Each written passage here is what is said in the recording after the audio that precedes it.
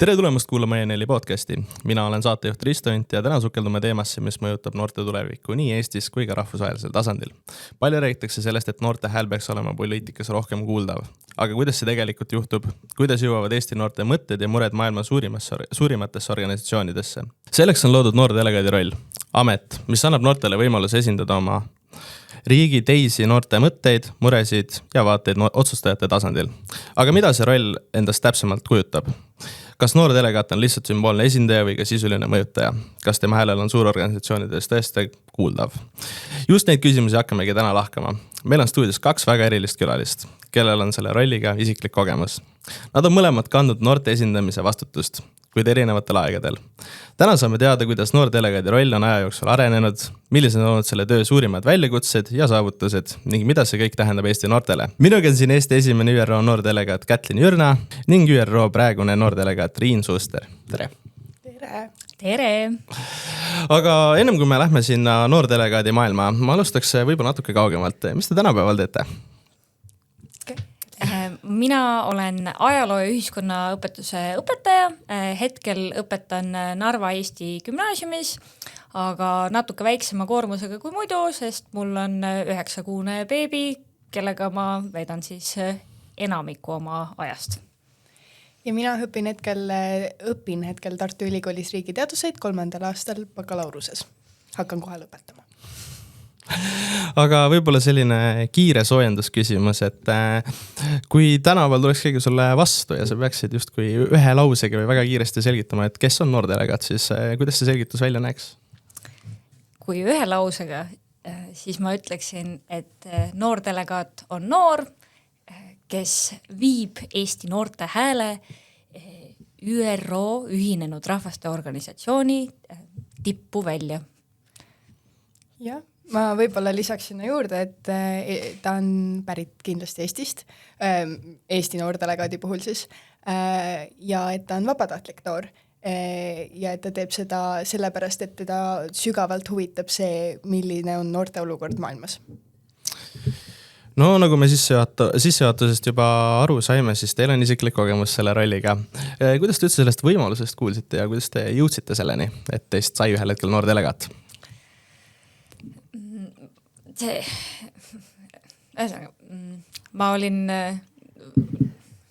Ma alati mõtlen, et kui palju infot jagada ja kui detailidesse minna, kui olla väga täpne, siis ma olin 2016 Palestiinas vabatahtlik ja nagu mina olin küll vabatahtlik ühe huvikooli jaoks, aga ma puutusin seal kokku ka teiste Palestiinas elavate välismaalastega, kes olid ka mõned neist töötasidki siis mõnes ÜRO allorganisatsioonis või allüksuses ja mul too hetk siis tekkis siuke huvi või mõte, et tahaks ka võib-olla ÜROs kunagi töötada ja siis ma vaatasin ÜRO enda kodulehelt nagu siis neid võimalusi, praktika kohta, mis iganes ja seal ma nägin, et on olemas selline positsioon nagu ÜRO noordelegaat.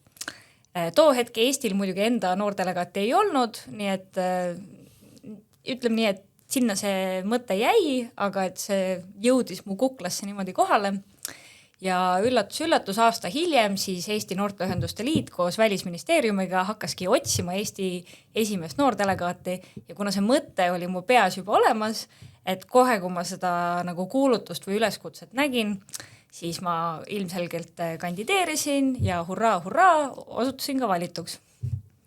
Väga äge. Ma arvan, et minu lugu on tegelikult seotud sinuga, Kätlin.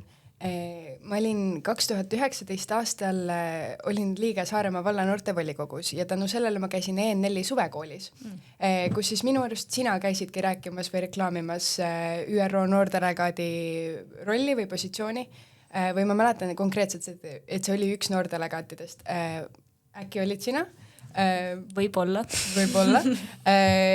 Ja siis mul jäi mõte meelde, aga tol hetkel ma olin liiga noor veel, et kandideerida sellele positsioonile, sest et see oli 18. eluaastast alates ja ma olin mingi 16 siis äkki. Ja see jäi mulle meelde ja kuna ma läksin ülikooli sarnasele erialale õppima, siis ma ka ülikoolis otsustasin kandideerida. Ma küsin kiirelt selle teema lõpetuseks seda, et kas sa tead, kui sa esimeseks Eesti noordelegaadiks kandideerisid, siis kui tihe see konkurents seal oli? Mu mälu ütleb, et see oli äkki 20 ringis, aga ma ütleme niimoodi, et mürki selle peale ei võtaks. Minu arust oli selline suurusjärk. Okei, liigume edasi. Ma olen kuulnud, et noordelegaadiks olemine just kannab sulle võimaluse tegeleda väga paljude erivaldkondadega, aga lõppude lõpuks meie kõigi aeg on piiratud ja suure tõenäosusega tegeled sa ikkagi siis ühe selle meelistegevusega või mingisuguse spetsiifilisema valdkonnaga, aga kui me räägime korraks noordelegaadi argipäevast, siis milline näeb välja selline keskmise noordelegaadi nädal näiteks? No ma jagasin selle tegevuse 2, tegevus välismaal ja tegevus Eestis. Ja Eestis koha peal siis see aasta, kui mina olin ÜRO noordelegaat, siis Eesti kandideeris ÜRO Julgeolekunõukogu liikmeks ja siis neil oli soov nagu selle kohta teadlikkust tõsta nagu Eestis koha peal ja teine asi, mille osas ma tahtsin noorte teadlikkust tõsta, oli siis kestliku arengu eesmärgid, ehk siis või laias laastus Eestis koha peal ongi võimalik teha teavitustööd, et mis teemadega ÜRO tegeleb, miks me seal oleme ja nii edasi. Ja no ütleme, et tõesti see teemade ring on väga lai, nii et mina valisin toona selleks peamiseks fookuseks kestliku arengu eesmärgid ja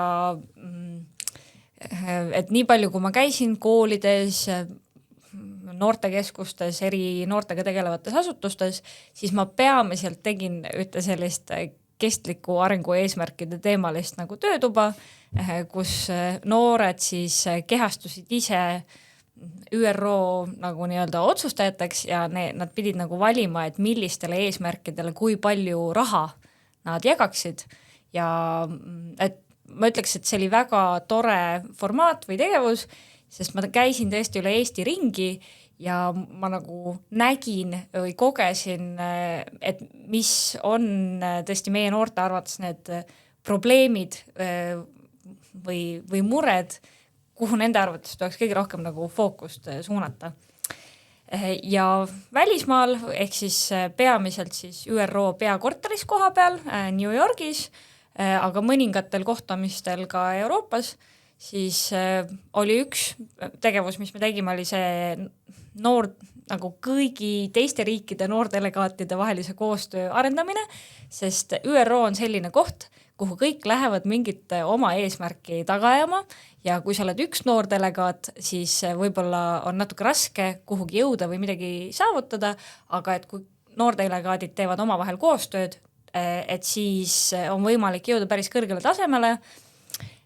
Nii et jah, me tõesti saime teiste noordelegaatidega kokku Euroopas enne neid kohtumisi ÜROs ja siis ÜROs koha peal me juba tõesti, meil olid ühised kohtumised siis, ütleme nii, et Antonio Guterresega me küll päris kohtumist ei saanud, me saime pildi. Aga me saime nagu paar kohtumist siis nagu Guterresest järgmiste asjapulkadega. Nende ingliskeelne see nimetus on tavaliselt Deputy Secretary General, et ma ei oska öelda, mis see korrektne tõlge eesti keeles oleks, aga et nendega me tõesti saime siukseid pooletunniseid kohtumisi ja see oli siis hea võimalus nagu välja tuua just mingi konkreetselt noortega seotud probleem väga kõrgel tasemel. Väga äge. Minu kogemus on olnud natukene teissugune.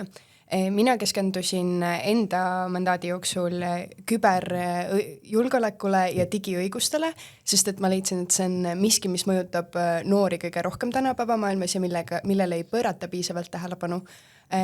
Samamoodi tegelikult tegelesin ka mingil määral nende kestliku arengu eesmärkidega, aga see oli siis minimeeritud mahus, et ma leidsin, et tänapäeva noored on juba üpris teadlikud sellest, mis on kestliku arengu eesmärgid ja kuidas neid on vaja saavutada, miks. Seega nendel oli minul vähendatud roll, samuti jagasin enda siis nagu nädala nii-öelda 2, et üks on see, mida sa teed välismaal ja üks on see, mida sa teed Eestis. Minu teavitustöö keskendus peamiselt ÜRO kui organisatsiooni tutvustamisele ja et kuidas noored ise saavad ÜROs nagu osaleda, ehk siis läbi erinevate töögruppide, kuhu oodatakse paljusid erinevaid noori. Meie kohtumised, see koordinatsioon noordelegaatide vahel toimub siiamaani, küll aga mitte füüsiliselt enam. Et ma arvan, et see on miski, mis koroona-ajastuga või koroonaga siis nagu välja suri, et meie koordinatsioon on kõik olnud veebis. Meil oli üks kohtumine Brüsselis, mille me lobisime välja siis Konuni juhilt, kes Konun on siis Euroopa Liidu koordinatsiooni koosolek Euroopa Liidu liikmesriikidele ÜRO teemadel ja me lobisime selle noordelegaatidega välja selle juhilt ECOSOC Youth Forumi jooksul siis ning seal me said osad noordelegaatid kokku, kuid kuna see oli väga lühikese etteteatamisega ja paljudel liikmesriikidel ei õnnestunud noordelegaati saata või neil paljudel pole, siis kõik osaleda ei saanud. Aga sellegipoolest koordinatsioonikoosolekud toimivad ja seda koordinatsiooni juhib Euroopa Liidu ÜRO noordelegaat. Ehk siis ma ei tea, kas sinu ajal oli ka selline amet, aga tänaseks on tegelikult aastas 2 Euroopa Liidu noordelegaati, kes siis juhivad kogu Euroopa Liidu liikmesriikide noordelegaatide koordinatsiooni. Väga keeruline lause. aga nii see toimib. Suurte juhtide kohtumistega meie tegime pidevat koostööd sellise organisatsiooniga, ÜRO allorganisatsiooniga siis nagu Youth Office, mis on ka mõned aastad tagasi hiljuti loodud ning meil on olnud päris tihe kontakt Youth Office'i siis sekretäri generaliga, aga mina kahjuks ei tea, kuidas see eesti keeles käib, aga tema nimi Philippe Polier ja tema siis on olnud meie selline üks suur kontakt ja ta alati nagu tahab ka meiega väga palju suhelda, mis on väga positiivne muutus olnud. Kätlen seda Eesti noorte sisendi korjamisest juba rääkis midagi. Riin, kuidas see sinu ametiajal see välja nägi? Sisendikorjat ma peamiselt tegin koolikülastusi tehes ja teavitustööd tehes, et mul oli välja töötatud erinevad mängud ja ka küsitlused noortele, läbi mille ma küsisin nende arvamust erinevatel teemadel. Samuti on paljud noored kirjutanud meile sotsiaalmeediasse konkreetsete probleemidega või võtnud meiega ühendust seda laadi siis.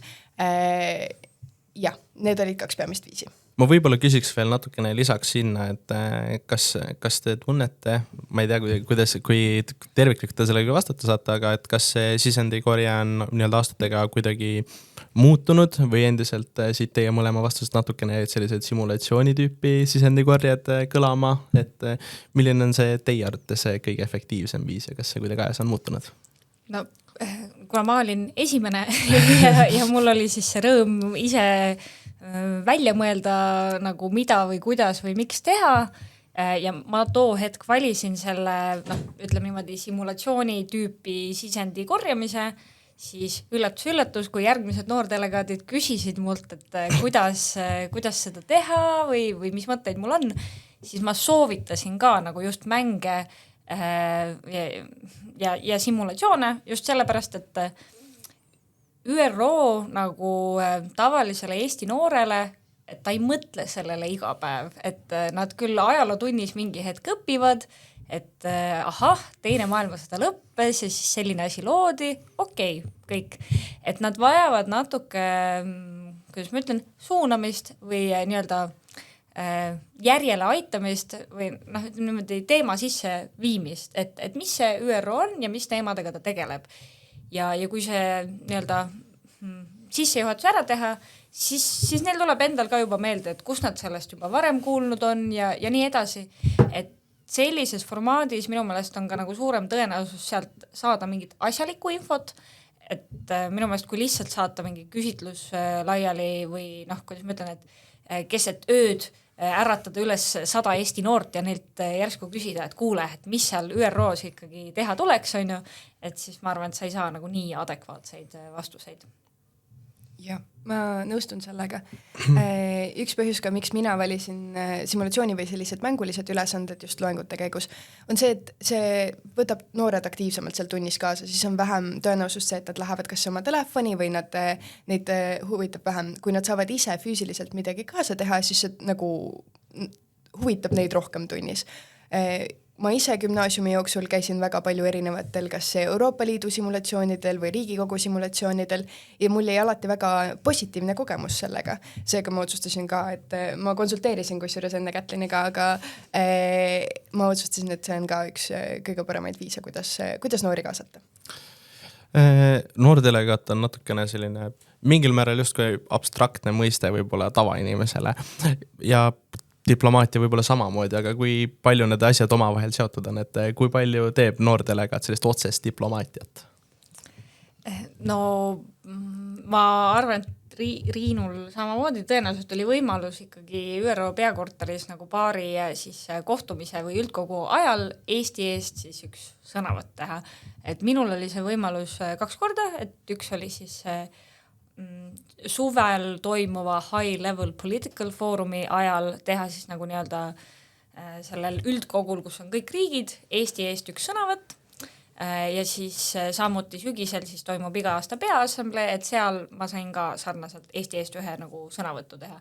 No, see põhimõtteliselt on väga konkreetne nagu diplomaatia osa, mis on Eesti puhul väga tore, on see, et need mõlemad sõnavõtud ma sain ise kirjutada ja ma küll ühesõnaga, et edastasin need Eesti nagu nii-öelda missioonile enne nagu pulti istumist, aga et nad ka ei korrigeerinud ega ei muutnud seal midagi, siis minu puhul veel ei olnud ka nagu missioonist kedagi kohal, kui ma neid sõnavõtte tegin, nii et ma oma peas olin täiega mingi et praegu oleks hea võimalus öelda midagi väga konkreetset, on ju,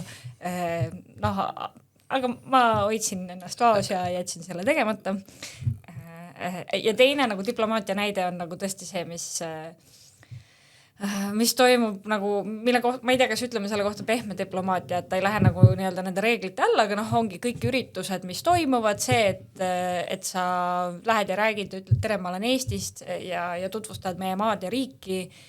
Kuna meil on nii väike riik, siis ja ka meie need missioonid ja saatkonnad tõesti inimeste arvu poolest, kes seal töötavad, on ka väiksemad, siis minu meelest iga inimene ÜRO tasandil, kes ütleb, et tere, ma olen Eestist, aitab kaasa nagu sellele, et teised riigid teaks, et me oleme olemas ja teadvustaks, millised me oleme ja millised väärtused on meile olulised ja nii edasi. Jaa, väga hästi öeldud, ma arvan. Ma nõustun kõigega, minu kogemus oli natukene teissugune. Minu kõned, ka minul oli 2 võimalust kõneleda Eesti eest. Tegin seda ECOSOC noortefoorumil ja siis peaassambleel 3. komitees, mis siis on inimõiguste ja sotsiaalse arengu komitee. Ja peamiselt käsitlesin ikkagi digiõiguseid ja küberjulgeolekut, aga ka konflikte, mis hetkel maailmas käsitlevad ja Eesti just nõudmiseid sellel teemal, et need konfliktid peaksid lõppema ja et me peaksime saamutama kestva rahu. Aga diplomaatia osas minul, kuna ma olin ka praktikal Välisministeeriumis ja ma olin praktikal siis Välisministeeriumis Eestis koha peal, aga ka nagu esinduses New Yorgis, oli võimalus siis esiteks kuulata seda suurt debatti, kus kõik riigipead peavad oma aastakõnesid ja esitavad riikide välispoliitilisi eesmärke antud aastaks ning need üles kirjutada ja hiljem koostada sellest kokkuvõte, mis läks kogu Eesti Välisministeeriumile laiali, mille põhjal siis Eesti teeb päris palju välispoliitilisi otsuseid või püsib nagu informeeritud.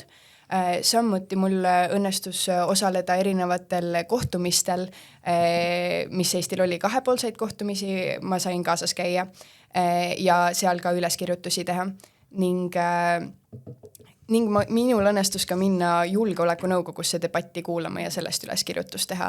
Et need üleskirjutused on ka üks hästi suur osa diplomaatiast, kuna kui kohtumisele saab minna kohal ainult 2 inimest, siis nende üleskirjutuste ja memode abil püsib informeeritud siis kogu Eesti diplomaatiline siis süsteem. Ma kiirelt läheks võib-olla sinna ja siin tuleb iga lausega vaata, et neid organisatsioone juurde, et millised on ÜRO noortelegaadile need kõige tähtsamad organisatsioonid, millest just ka teadlik peaks olema või mis teie tegevust kõige enam on mõjutanud, et äkki räägime sellega kiirelt lahti?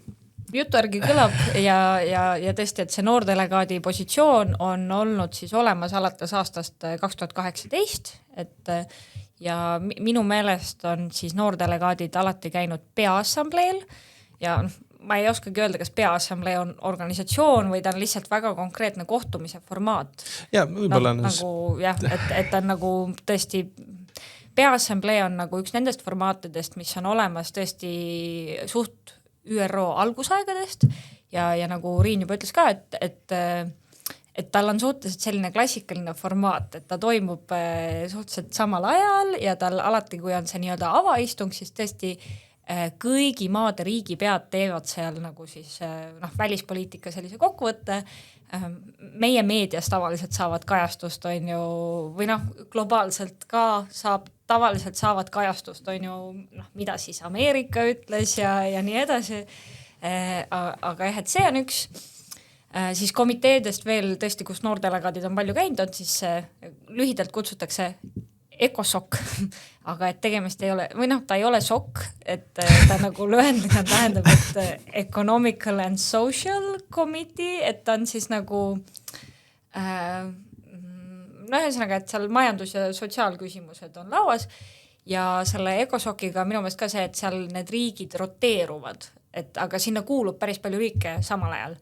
Et julgeolekunõukogu mainiti siin juba ka, julgeolekunõukogu on siis nagu ma ütleks, et kõige tugevam ÜRO organisatsioon, et julgeolekunõukogu resolutsioonidel on päriselt ka nagu mingi mõju või kohustus neid järgida. Siin leidub ka olukordi, kus neid ei ole järgitud, aga see selleks. Ja siis seal julgeolekunõukogus on 5 riiki, kes on seal alaliselt, ehk siis nad on kogu aeg, kes on siis peamiselt teise maailmasõja võitjariigid ja ülejäänud riigid siis roteeruvad, et nad on siis selline globaalne esindatus, et maailm on jagatud nagu tükkideks ja igat piirkonda esindab korraga 2 riiki ja ongi, et see aeg, kui Eesti sinna kandideeris, siis me kandideerisime nagu, ongi, et riigid peavad hääletama, et kes mingit piirkonda esindab ja et see aasta, kui meie kandideerisime sinna, siis me konkureerisime peamiselt Rumeenia vastu, aga et saime oma hääled kokku ja siis saime ka nagu 2 aastat seal julgeolekunõukogus olla ja see, ühesõnaga, et ja ütleme niimoodi, et neid kehasid ja koosolekuvorme on veel ja et need ongi, tulevad juurde, kaovad ära, et see on võib-olla ka see põhjus, miks sellist noordelegaate on vaja, et ei ole tegelikult üldse nii lihtne nagu selgitada, kuidas see rahvusvaheline diplomaatia sellises formaadis, et sul on üks organisatsioon, kus on kõik maailma riigid, et kuidas see toimib. Sest ma ka praegu kuskilt ühest otsast alustasin ja ei leia ka nagu head loogilist kohta, kus lõpetada. Et jah, ühesõnaga selline struktuur, kus ongi palju kehasid ja organisatsioone ja inimesi ja rolle. Ja ÜRO struktuur on üpris keeruline, et meie oleme ta jaganud nagu oma peas 2 viimase noordelegaadiga nende esitlustega, mida me koolides teeme niimoodi 6 või nagu 8 osaks, et on siis need siis ÜRO enda organisatsioonid, kus see päris nagu diplomaatia siis toimub. Sinna võib-olla, mis sina juba mainisid, sinna juurde lisada veel nagu näiteks sekretariaat ja siis on ka selline tore asi nagu trusteeship, ehk siis mis tegelikult küll lagundati, aga tema tegeles siis ÜRO mõistes nagu dekoloniseerimisega ja ka seal ruumides tegelikult tänapäeval ikka diplomaatia nagu toimib, lihtsalt seda organisatsiooni selles põhimõttes enam ei ole. Et on siis need organisatsioonid, mis on seal ÜROs sees ja siis on need alaorganisatsioonid nagu näiteks Youth Office näiteks või siis erinevad organisatsioonid, mis tegelevad humanitaarabiga. Et ja, nagu globaalselt nagu vist kõige tuntumad on näiteks need, korrektne nimi ka praegu meelde ei tule, aga tihti need, kes tegelevad põgenikega. Jah, et et noh, nad on nagu, ma mõtlen ka selles mõttes kõige suuremad, et neil on kõige rohkem palgalisi töötajaid ja see lühend minu meelest on see UNDPA, midagi taolist. Jah. Olenemata sellest, et organisatsioon on kirjelduse järgi siin keeruline, siis näen, et kahel inimesel siis, kes ära silmis, kui nad sellest räägivad. Ja mu küsimus oleks seesugune, et kui palju see ootused, mis teil selle rolli suhtes olid, erinesid siis sellest tegelikkusest, mis teid päriselt ees ootas? No kuna ma olin esimene, siis mul ei olnud tegelikult ootusi.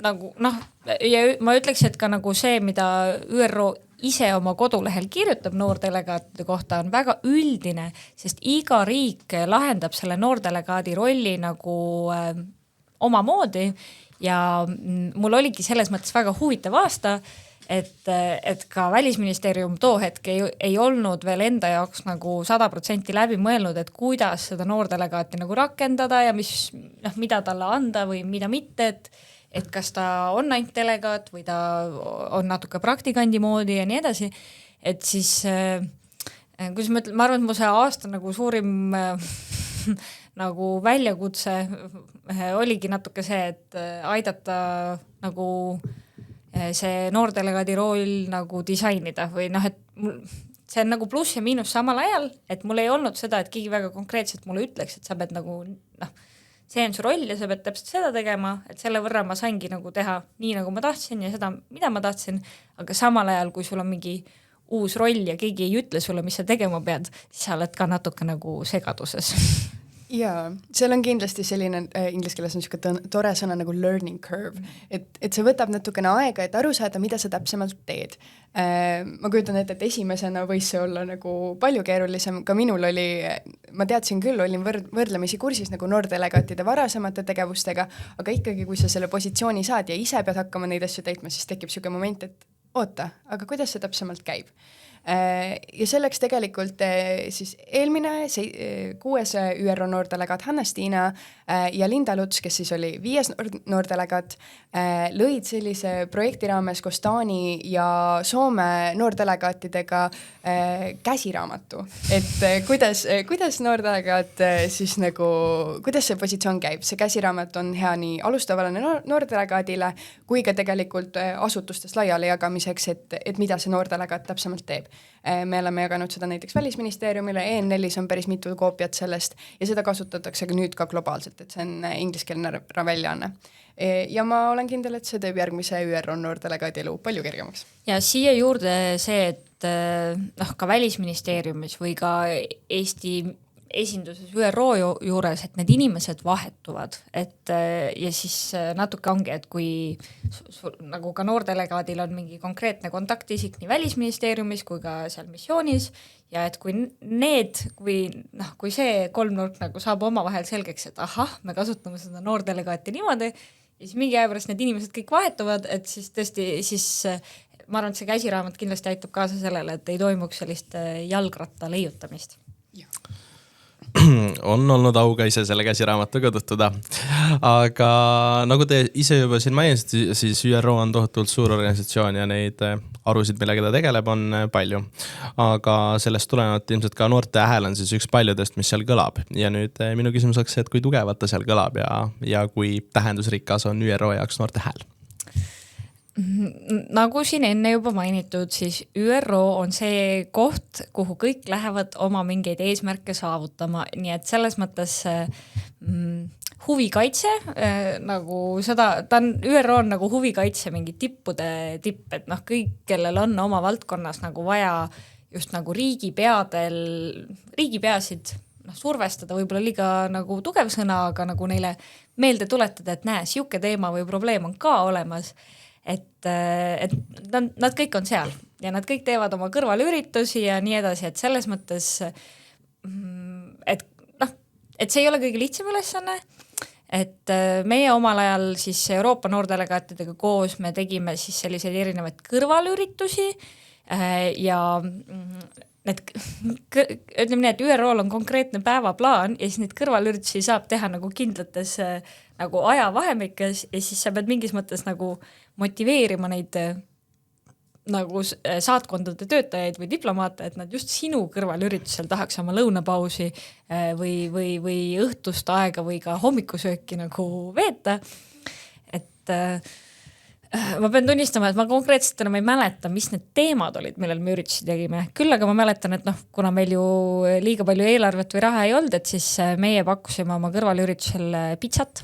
Et New Yorgis on see kuulus $2 või ma ei mäleta enam, kas oli 1, 2 või $3, aga siuke $2 pitsalõik, mis on päris arvestatava suurusega, et jah, et mul vähemalt see aspekt on meeles, et me tegime sellise kõrvalürituse, kus siis nagu ei olnud cateringi, vaid oli lihtsalt nagu need pitsalõigud ja sellest vähemalt mingi osa nagu saatkondade töötajaid rääkisid pärast ka, et see oli väga värskendav. Neil juba kopp ees nendest cateringi mikroskoopilistest suupistetest, et siuke jah, no vähemalt kellelegi jäi siis meelde, et noored pakuvad pitsat. Väga ja kõrvalüritused toimuvad senimaani. Minu kogemus kõrvalüritustega on olnud seinast seina. Olen käinud väga uhketel kõrvalüritustel, mis on siis kohe konkreetselt kutsega ja et Eesti siis missioon või alaline esindus pidi nagu kirjutama, et minule see kutse saada. Suur aitäh nendele diplomaatidele, kes viitsisid sellega tegeleda, et ma saaksin sinna kohale minna. Seal osalesid näiteks Peaassamblee president, kes siis juhib aastaringselt Peaassamblee tööd ja Youth Office'i secretary general ja palju tähtsaid ninasid veel. Ja see toimus väga uhkes hoones, kus terve nagu see alumine osa hoonest oli tühi ja seal oli aed. Et kui te kujutate ette, siis New Yorgi kesklinnas ÜRO vastas põhimõtteliselt on selline hoone, kus tegelikult nagu kuni üles välja nagu midagi väga ei ole, peale selle, et seal on aed, siis see on tegelikult väga kallis. Et see oli, kui ma ei eksi, see oli mingi filantroobi asutatud koht. Ford Foundation vist, kui ma ei eksi.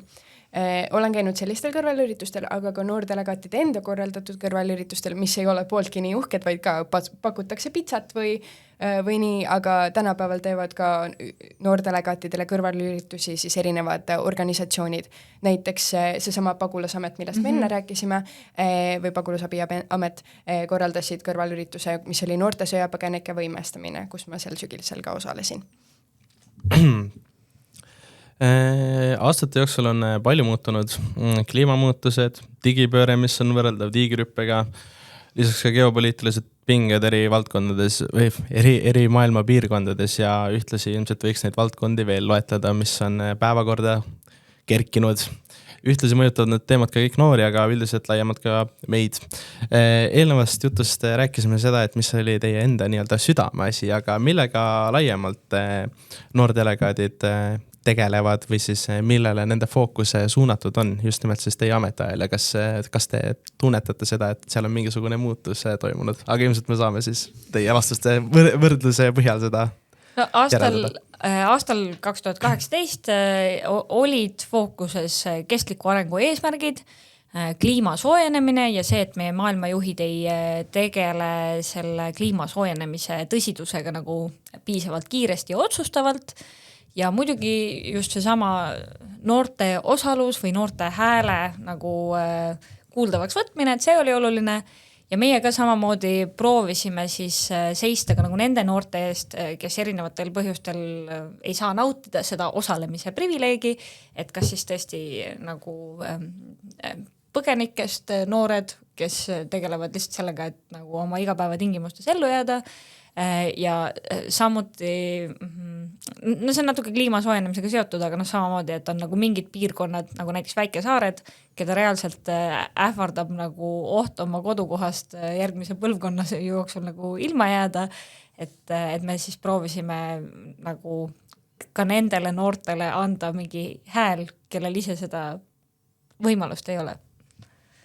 Ja ka need teemad on tänapäeval siiski väga aktuaalsed. Küll aga on sinna juurde lisandunud poisuteemasid. Väga populaarne teema, millega tegeleda erinevatel noordelegaatidel on näiteks hariduse teemad, et kuna COVIDiga paljudes kohtades kas koolid suleti või paljude noorte haridus jäi poolikuks, mille tõttu nende nendel ei ole nii suuri võimalusi või nad ei saa olla kohal ÜROs näiteks.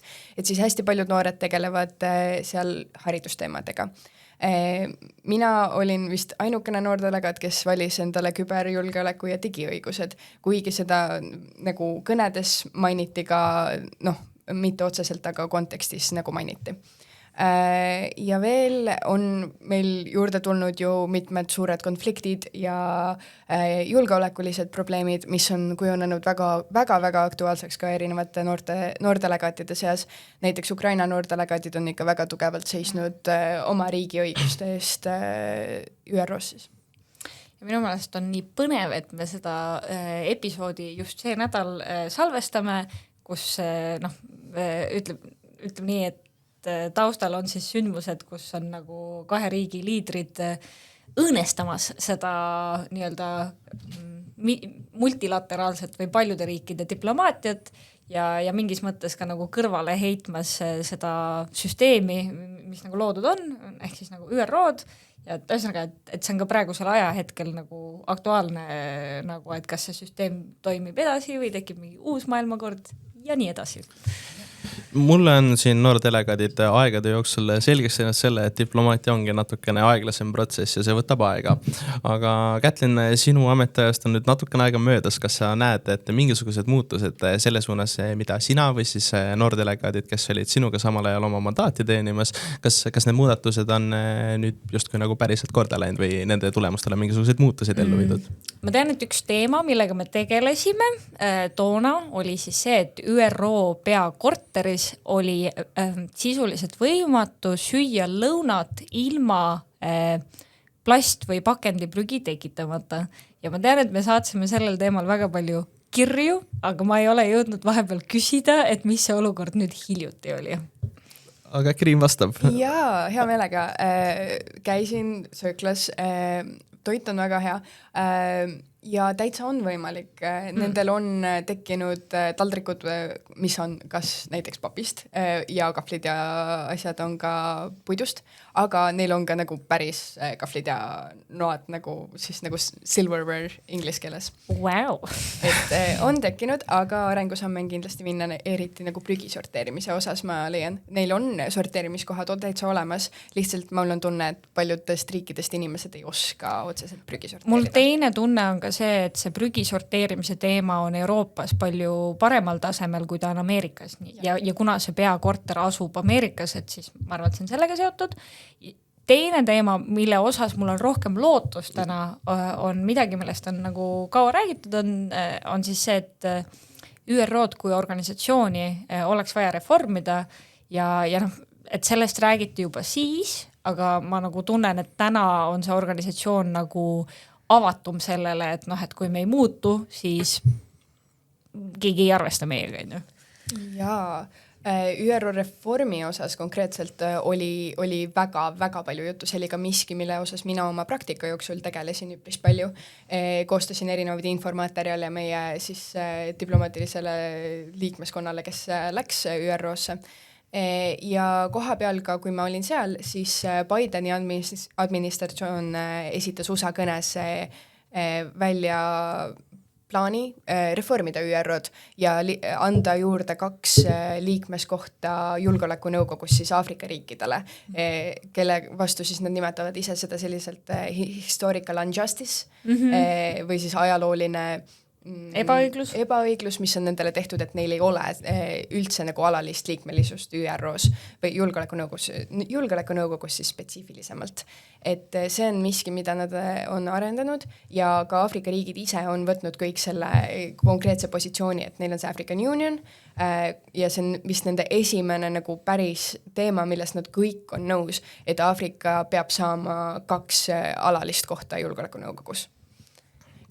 No siit kõrvalt vaadates see töö väga selline lihtsamate killast ei tundu, et millised on sellised kõige raskemad väljakutsed, millega te põrkunud olete siis oma mandaadi jooksul, kui te seda teenisite? Mul on aega piisavalt möödas, et mul täna on ju meeles ainult head asjad, aga ma arvan, et minul toona oligi just see, et ma pidin väga palju nagu ise ennast juhtima, ise tegema, ise otsustama. ja sinna juurde ka mul toona ikkagi oli ka nagu mingi sihuke positiivne surve, et noh, et ma olen esimene, et ma ei taha olla ju mõttetu ja siis ma olin esimene ja ma olin ka üksi, et siis ja kuna see nähtavus oli väga oluline, et ma tahtsin olla nähtav ja käia üritustel ja öelda, et vaadake, meil on ÜRO noordelegaat, aga kuna mind oli üks ja siis kui ma ei saanud, et mul oli mingi, ma ei tea, eksam, mingi kohustus, noh, mis ei olnud nagu, et mul ei olnud võimalik, et siis, et ma arvan, et minu jaoks oli natuke raske taluda seda, et ma tundsin, et väga tugevalt sõltub nagu sellest, kas mina saan või ei saa, et kas see noordelegaadi programm üldse läheb lendu või mitte, et see oli minu selline raskus. Jaa, ma pean tõdema, et minul on täpselt sama raskus olnud, et üksi ikka seda tööd on raske teha, et kui sa vaatad ükskõik millise välispoliitilise poliitiku, siis sotsiaalmeediat näiteks, siis nendel on ju tegelikult terve tiim taga, kes aitab toota seda sisu. Noordelegaadina sa oled üksi, sa pead tegema kõike seda tööd, mida noordelegaat seal teeb, kirjutama oma kõne, seda esitama, käima üritustel, suhtlema, networkima ja ka tegema seda pehmet diplomaatiat, aga samal ajal sa pead seda kõike ka nagu kajastama ju sotsiaalmeedias. Et vahepeal siis sotsiaalmeedia osa kipub seal nagu jääma nõrgemaks pooleks, kuna sa lihtsalt füüsiliselt kõike ei jõua, et New Yorgis olles on alati väga kiire. Rahvusvaheline poliitika võib tunduda, aga ilmselt tundubki väga keeruline ja kauge, aga mulle vähemalt tundub, et ka noortel on võimalus selles vallas kaasa rääkida, et kuidas noor saab kaasa rääkida rahvusvahelises poliitikas? Ma võin alustada ka? ÜRO-l on väga toredad alaorganisatsioonid, mis on spetsiifiliselt noortele loodud, et kui minna kas Youth Office'i lehele või otsida neid ÜRO noorteorganisatsioone, mul hetkel need kahjuks nimed ei tule juurde, aga äkki Risto paneb need kuskile ekraanile või lisab kuidagi siis. Me leiame kindlasti võimaluse. Okei, me leiame viisi, kuidas need panna siia podcasti juurde. Need lingid täpsemalt organisatsioonid, millega saab liituda, mis võtavad konkreetselt noori kas erinevatest regioonidest või erinevate teemade juurde, et rääkida kaasa erinevate resolutsioonide koostamisel. Sellel sügisel, kui mina olin New Yorgis, lasti välja selline asi nagu Pact of the Future ehk siis tulevikupakt, et kuidas nagu tuleviku diplomaatia ja maailmajuhid peaksid noori kaasama ja millised need sammud konkreetselt peaksid olema ning nendest gruppidest just kaasati väga palju noori nendesse diskussioonidesse. Eks neid võimalusi on erinevaid, et üks variant, et sa hoiad ise ennast kursis ja kui toimuvad mingid arutelud või debatid või sündmused, kus nagu seda välispoliitilist olukorda selgitatakse, et sa lähed kohale ja küsid. Mingis mõttes on variant ka võib-olla lihtsalt seda maailma nagu koju tuua ja no võib-olla mu vastus on sellest ka mõjutatud, et ma täna olen õpetaja ja üks teema, millega me tegeleme on, me kutsume seda maailmahariduseks ja selle sisu põhimõtteliselt on see, et me proovime erinevaid globaalseid teemasid just nagu koju tuua, et on, ütleme niimoodi, et on võimalik ka nende teemadega tegeleda ja mulle nagu tundub, et Eestis on mingi hulk noori, kes nagu nii või naa juba mõtlevad globaalselt, jälgivad globaalseid teemasid ja nad, kui nad ka midagi algatavad või teevad, et sellel tihti juba on see nagu globaalne maik juures. Me käsiraamatust rääkisime, mis noordelegaatidel on, aga mulle väga meeldib mõte sellest, et iga inimene on justkui raamat. Tihtipeale need raamatud kipuvad endale ka lehti juurde kirjutama ja mis oleks parem viis tarkust omandamiseks, kui mõni hea raamat läbi lugeda. Aga formuleeritud küsimus on siis selline, et kui teil oleks nüüd üks soovitus anda noorele, kes tahab saada noordelegaadiks, siis oma kogemuste põhjalt, milline see oleks? No minu soovitus oleks see, et esiteks kõige suurem pluss ongi sinu nagu siiras tahe või soov seda rolli kanda, nende teemadega tegeleda ja olla noordelegaat, et see nagu tahe on ka tähtis. Ja teine soovitus oleks see, et kuna see ÜRO teemade ring on väga lai, et siis soovitus oleks valida sealt endale nagu üks või kaks südameteemat, et vahet ei ole, kas need on, ma ei tea, digiõigused või sooline võrdne kohtumine või õigus heale haridusele üle maailma, vahet ei ole, aga et kui sul on üks fookusteema, siis sul on ka nagu lihtsam. Jaa, kindlasti. Võib-olla mida mina soovitaksin, on konkreetselt seotud rohkem sellise kriitilise mõtlemise arendamisega, mida sul nagu noortelegaadina ja üldse nagu võib-olla tulevikus diplomaadina, kui see sind huvitab, on väga vaja.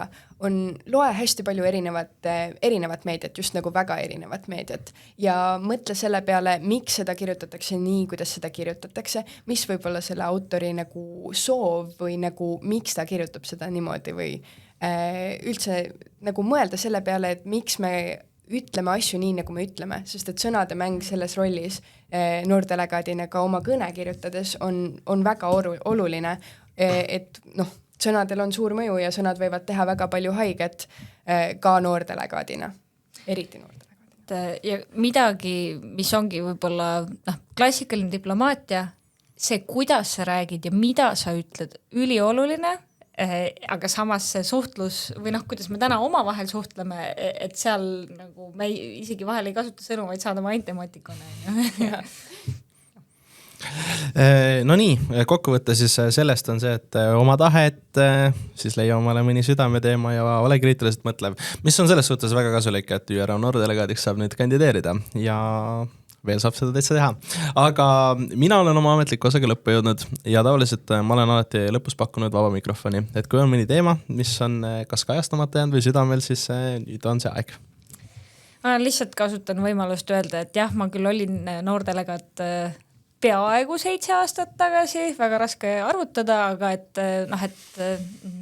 mõningate teiste noordelegaatidega ma olen ka pärast kokku saanud ja ütleme nii, et need mälestused päikseloojangust ÜRO peakorteri terrassil, mis iganes, et on mu südames endiselt soojad ja ma tänase päevani usun sellesse, et üks inimene nagu saab ja võib nagu luua positiivset muutust enda ümber. Ja kohe kindlasti ma arvan, et see on väga hea mõte ja et see on kogemus, mis jääb kogu eluks ja mälestused, mis jäävad kogu eluks. Mina saan omalt poolt öelda aitäh teile, et te tulite stuudiosse ja tõmmata siit selle episoodi ilusti kokku. Näeme juba peatselt.